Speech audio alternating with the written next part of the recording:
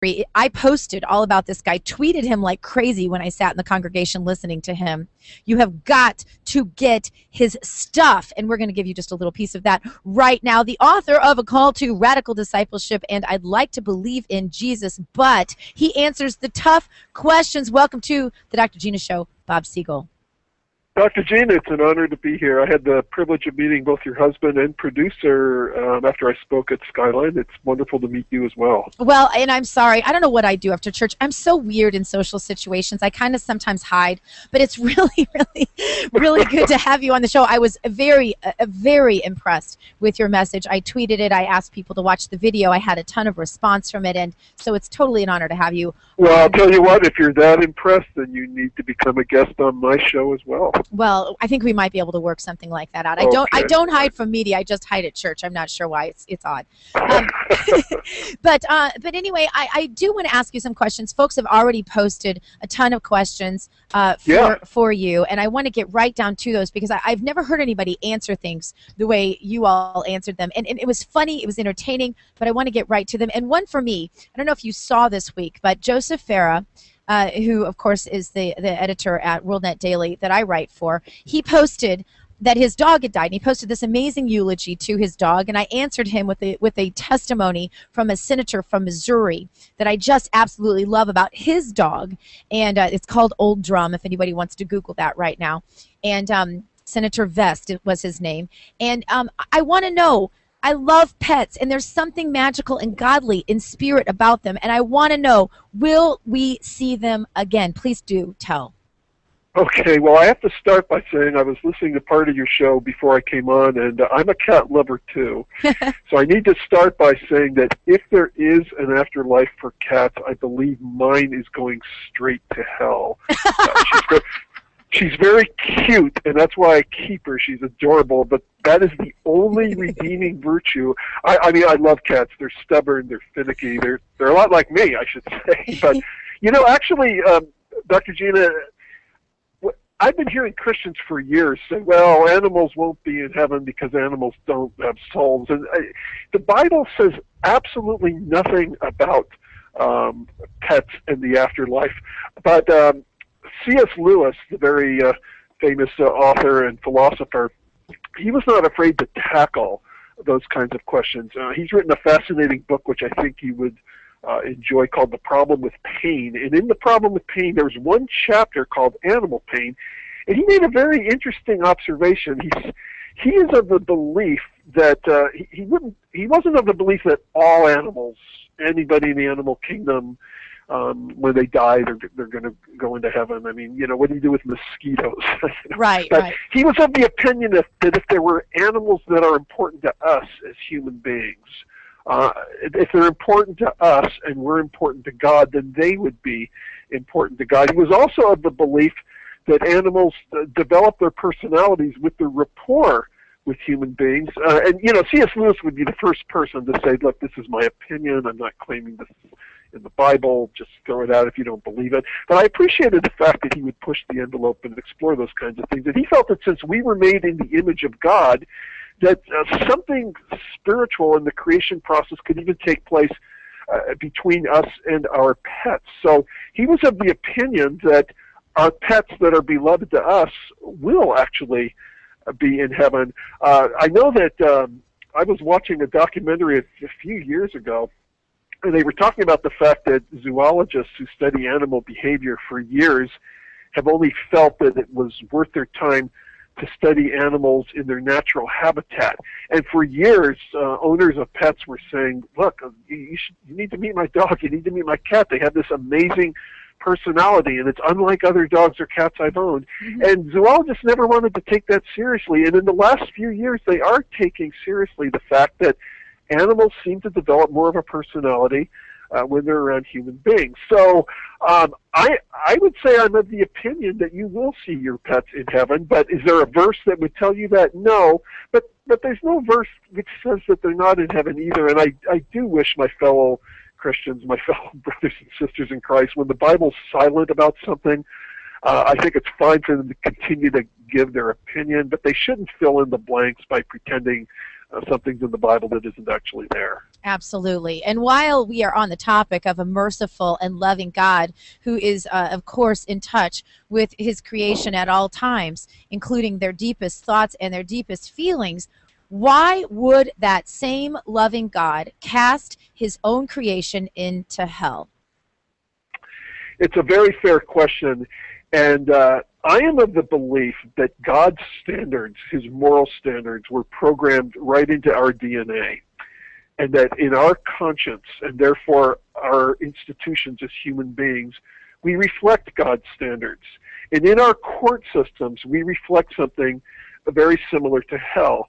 If we had a judge who let a murderer go free, or rapists go free, and oftentimes in the news today we meet such judges, but when that happens, any decent person says that is an irresponsible and therefore unloving judge. What I'm saying is our own court systems and criminal systems show that we believe in something very much like a hell.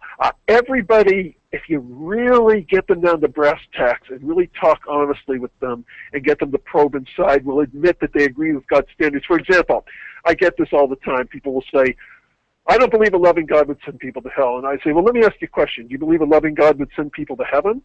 And they say, oh, well, yeah, sure, of course, he'll send people to heaven. So then I'll say, well, who's in heaven? And of course, the first answer is, well, everybody. Everybody's in heaven. I said, really? Everybody?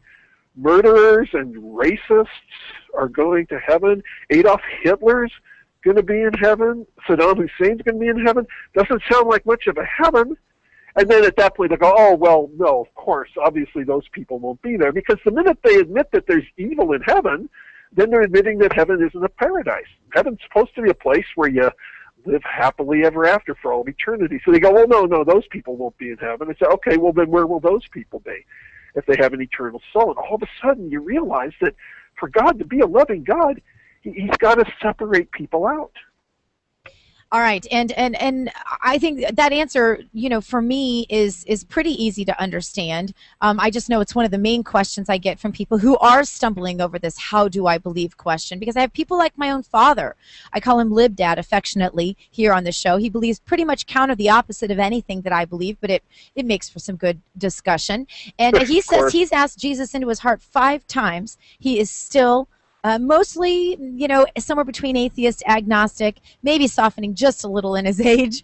But for those people who it's hard to believe, these are some of their most common questions. One question that somebody asked on my Facebook page today is, who is the Antichrist?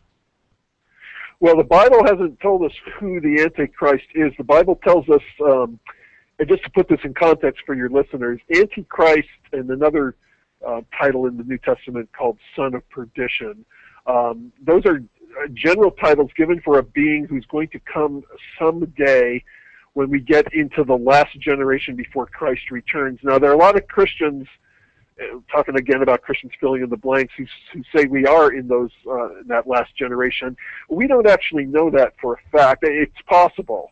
And when I look at all that's going on today, it wouldn't surprise me at all. But Jesus says nobody knows the day or the hour. We do know, though, that prior to Christ's coming, there's going to be a very charismatic leader with worldwide fame. And the Bible calls him the Antichrist. The Bible has given us a clue, though. In the book of Revelation, we're told that his number is 666. Now, according to Hebrew numerology, and I'm not into numerology, I'm not suggesting that anybody get into that or any other occult, but in the ancient Hebrew language, they did believe that a number corresponded with each letter. And in ancient Hebrew numerology, 666 was the name for Nero. So what they're saying is, and the Revelation was written about 90 AD, that's several decades after Emperor Nero, who was the first emperor to actually persecute Christians. So basically the Bible is saying, watch for somebody like Nero, a tyrannical dictator. So we don't know who he is, and Christians have made dumb guesses over the years. I remember when Ronald Reagan was president, people were saying, Ronald Wilson Reagan, 3 different names. All with 6s. Oh, gosh, yeah. Okay, so we've got to be careful. What that number means is it's going to be somebody with a tyrannical reign and kind of personality as Emperor Nero. All right, you hear the music. You know how this works because you're a show host as well. Can you hang with us through the break? Absolutely. Awesome. I'll hang on as long as you want more me. Questions. Super. Coming back in a moment with Bob Siegel, author of I'd Like to Believe in Jesus, but we're throwing all your hardest questions at him. Go ahead and put those up on the Facebook page right now. Gina Gentry Loudon will be back in just a moment this Theological Thursday here on the Dr. Gina Show.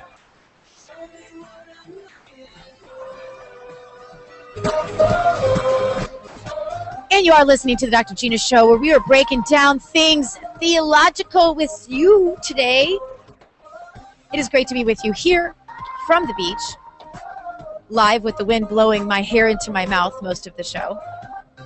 On the show with me today, somebody who just knocked my socks off. It's not very often. I get requests to be on the show every day. I refer them, they go through the funnel of production. But this guy, I saw him, I said, get him on the show. And that is Bob Siegel, graduate of Denver Seminary, San Jose State University. He's also a talk radio show host and popular guest speaker at churches and college campuses across the country. He has written 2 phenomenal books, A Call to Radical Discipleship and I'd Like to Believe in Jesus, but. You know, I get that question all the time.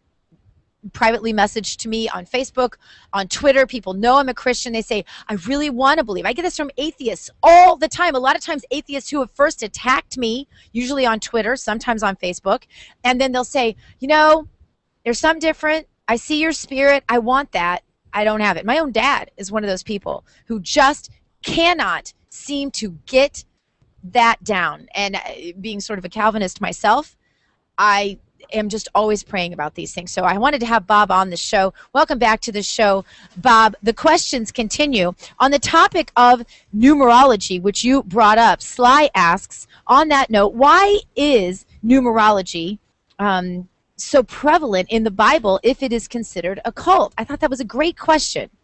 Yeah, well, the answer to that is a great question, and I appreciate it. It's not prevalent in the Bible. What I mentioned when I mentioned the 666, meaning Nero's name, was a rare time that it's in the Bible. Now, there are books today like the Bible Code, and there are people that try to impose numerology on the Bible, but it's not that prevalent, and we need to be careful. The Bible does warn of things that belong to the occult, to God's enemy in the spiritual world named Satan. So we need to stay away from numerology, tarot cards, Ouija boards, seances, right. Horoscope. I realize that we should probably come back and do a whole show on that sometime. That would get us off into a tangent. but it was true that even Hebrews who didn't believe in any kind of mystical numerology, in their language they did have a corresponding number with letters. And the word 666 was the name for Nero.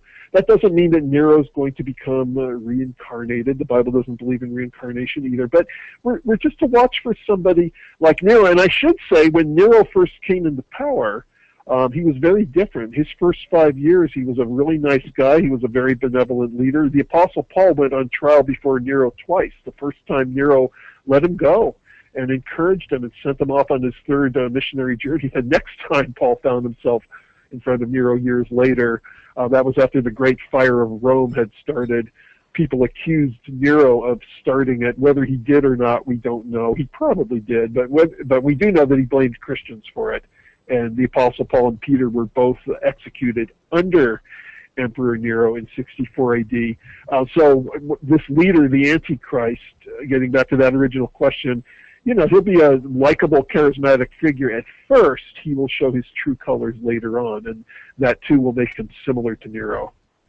But back to the topic of numerology for just a moment, because this fascinates me. As I attempt in my futility to teach my children math, as I look at the order of the planets, the stars, I realize that, you know, order is so important to God. Like he just spells it out again and again in creation. And it is to me that through that order, through that math, I want to almost say the words through numerology, even if you get to the order of birth in families, all these things seem to be very significant in understanding I guess, the heart of God.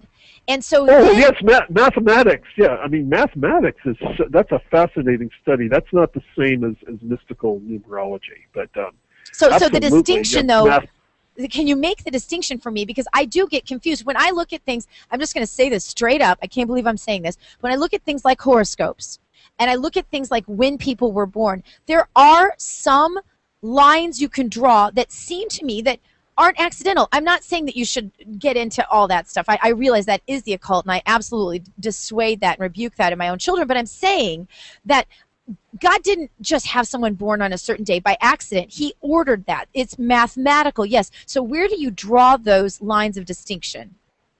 Where we draw the lines of distinction is from God's point of view. Whatever math and science he put into our creation is fine. When we try to use math to figure out Bible prophecies or get into the unknown or get information about the future, God set up one way for us to obtain that information, and that is that he did send people throughout the years called prophets, Moses being the first of them, and Jeremiah being an example of another one. And even prophets are to be tested. We're warned to beware of false prophets. So that is the distinction. The distinction is that we are not to try to use mathematics to figure out prophecy, but to use mathematics to figure out something like Einstein's understand his brilliant equation about time and energy, and yeah, that's wonderful. The Bible tells us that God is removed from time, and when you start studying quantum physics, quantum physicists are saying things about God and we're saying things about time, I should say, time and space, that the Bible once said about time and space. So yeah, so that, mathematics is a fascinating thing, and I realize that the word math and the word numerology, they both have numbers in it, but they're very, very different things. Yeah, and I agree. The math, and especially the quantum physics, as you're saying, does confirm so much of what I know to be true about God. And there are certainly numbers that God seems to like, and again, that's not the same as numerology. God uses the number 40 a lot. He uses the number 7 a lot, corresponding with the 6 days of creation.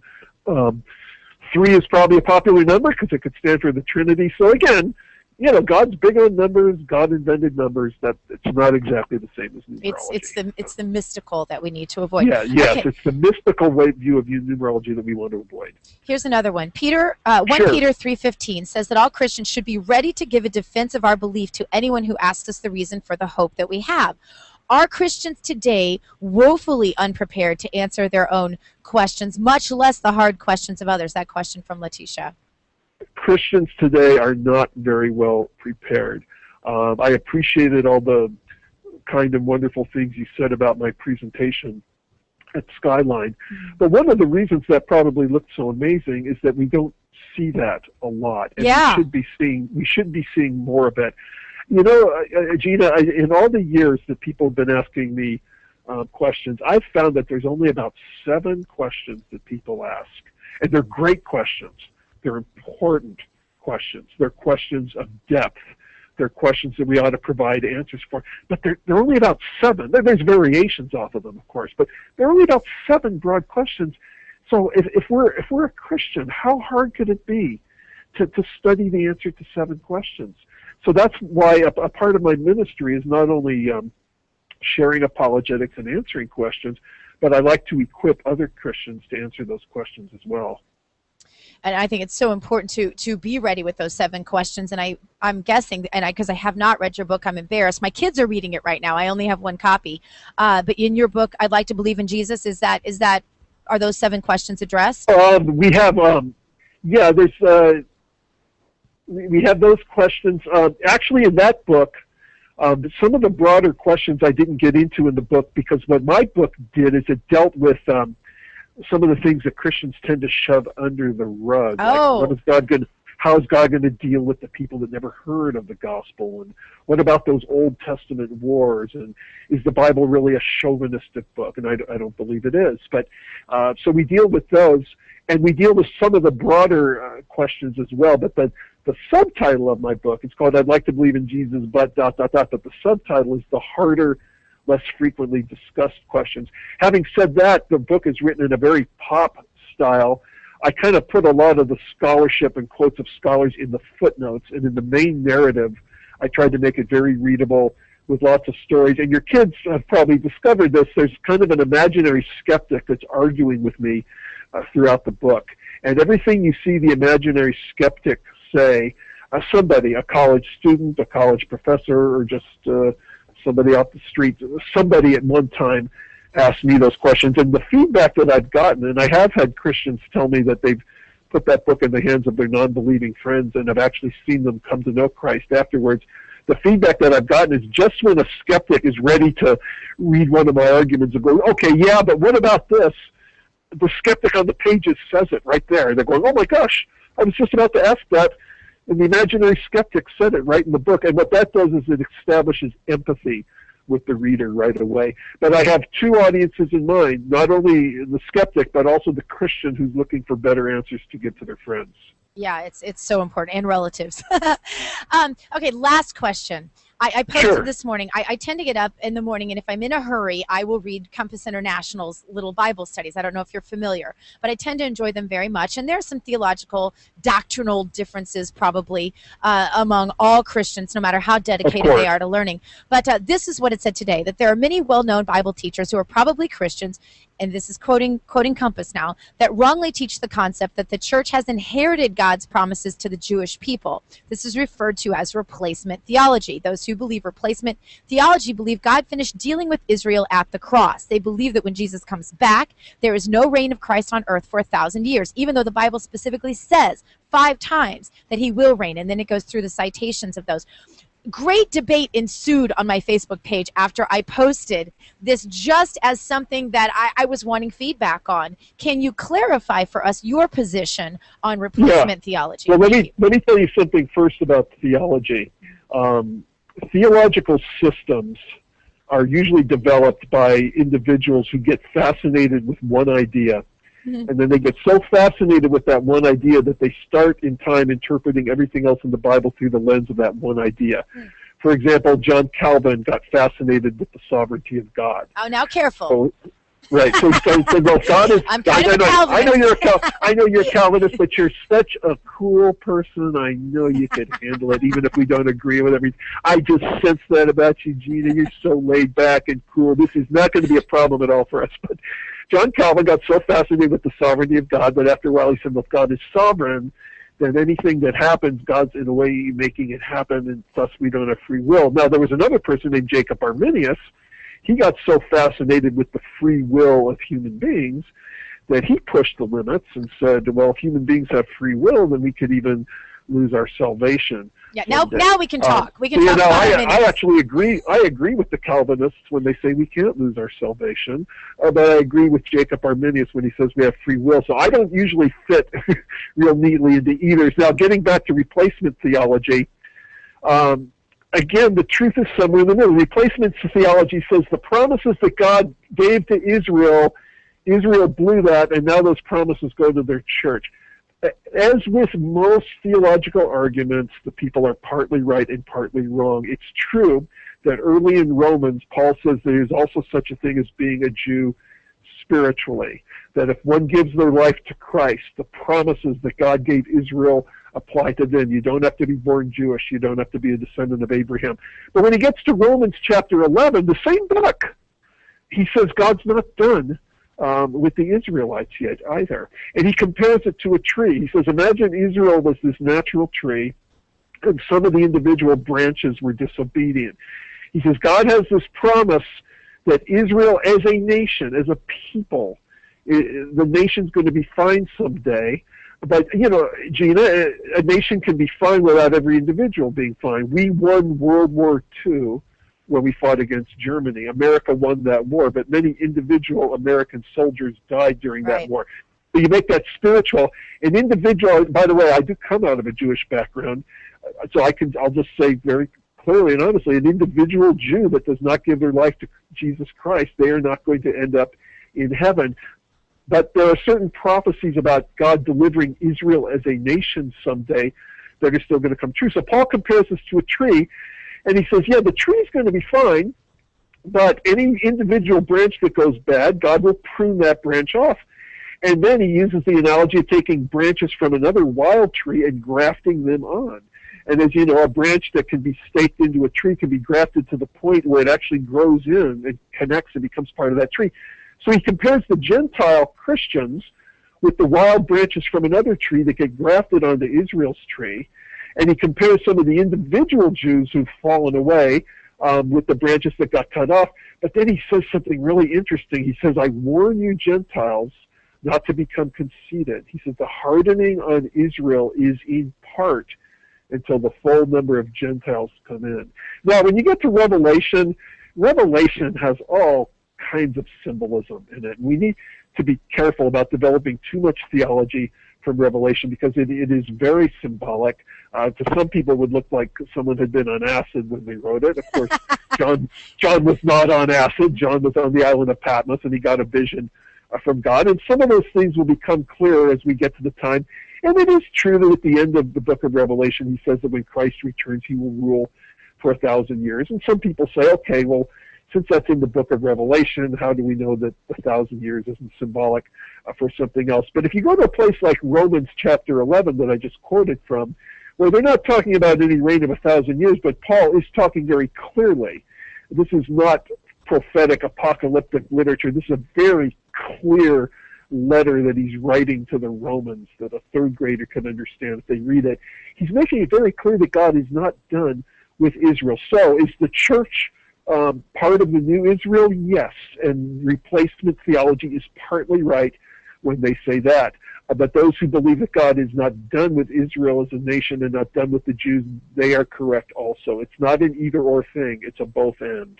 Well, that ought to keep the conversation going on my Facebook page. Oh, of course. Much, Bob. Well, somebody's going to call me a heretic, and you know. Well, by the way, you're yeah, go ahead. I was just going to say, I think the way to wrap this up, to be honest with you, is that we have to be so careful of idolatry. And I am not a pastor or a preacher of any sort, but we have to guard ourselves against this sort of idolatry that says that we have delved into a specific piece of Scripture so thoroughly that and so exhaustively that perhaps we just need to lighten up a little bit and accept grace. I mean, I get to a point where some of these finer points are best left certainly to the greatest minds who do nothing but study them all day, every day, and certainly not to some talk show host somewhere or some armchair quarterback theologian. So not that that's what you are. I'm saying just those of us out on Facebook debating all of this. So anyway. I agree. And there's really three different lists Christians need to have. One are the things that we absolutely must believe and agree on.